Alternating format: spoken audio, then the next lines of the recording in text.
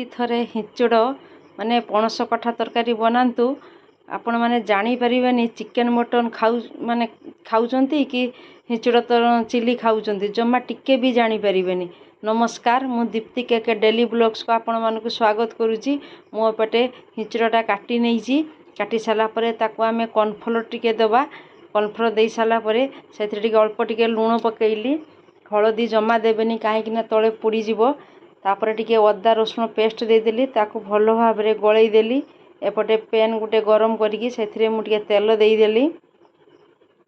तेलटा गरम हो सारा परे सेथिरे आमे जो पणसटा गुळै किना रखिथिले से सब गुटे गुटे करिकी पकेइबा।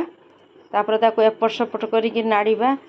सांग माने मो रेसिपीटी केमिति हेइची आपण माने कमेंट सेक्शन रे निहाती जणैबे। लाइक शेयर सब्सक्राइब निहाती करिवे। देखंतु हमर एइडा लाल लाल हेइ गलानी टिके सिझी भी जाईची हमर याको आमे काढी देबा। तापरे काढी साला परे सही अल्प टिके तेल नै सेथिरे मु टिके प्याज पकेइली। प्याजटा को भाजीबे बेसी भाजीबेनी मीडियम भाजीबे।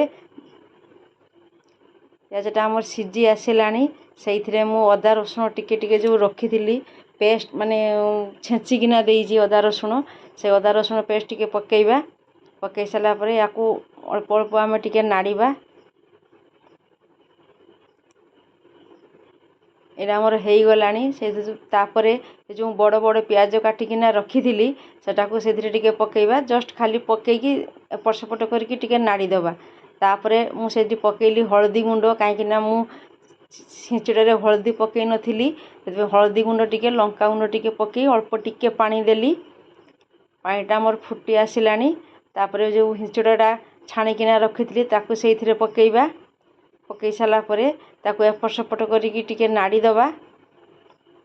नाड़ी साला परे मु एडी देली सोया सॉस टिके चिली सॉस टिके आउ टमाटो सॉस तीनटा जाको पूरा देई देली। देई साला परे ताको एपट सेपट करी टिके नाड़ी देबा।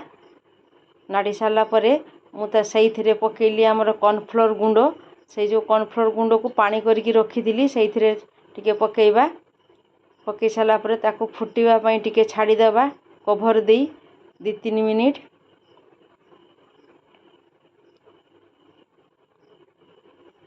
देखंतु आमिरा मोर टिके टिके फुटी आसिलानी तापरे देखंतु हमर हेइ गला हिंचड़ चिली केमिति लागुची आपण माने निहाती जणैबे। रहउची जय गुरु जय जगन्नाथ।